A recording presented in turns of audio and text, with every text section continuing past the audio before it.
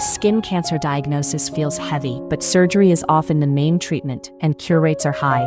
Skin cancer surgery removes the cancerous growth along with a small margin of healthy-looking skin around it.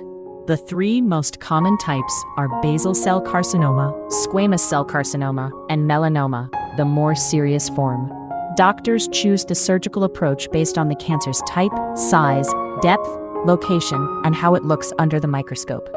For many small cancers, the surgeon cuts out the lesion in an oval shape and closes the wound with stitches. Mohs surgery removes cancer in thin layers, checking each under the microscope until no cancer cells remain.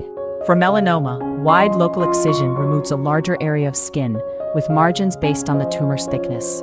Doctors may also do a sentinel lymph node biopsy, checking the first lymph nodes the melanoma area drains to. Larger wounds may need a skin graft or a nearby tissue flap to help the area heal and look natural. Small excisions often heal in a couple of weeks. Stitches usually come out 5 to 14 days after surgery.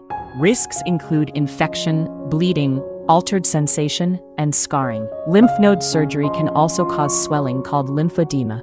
Regular follow-up appointments include skin checks and lymph node exams, helping catch any recurrence early.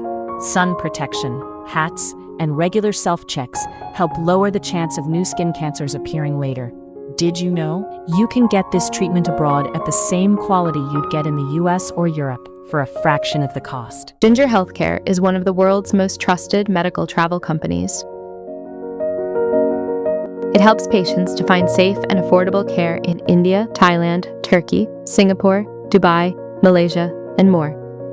Visit ginger.healthcare or check the description for details.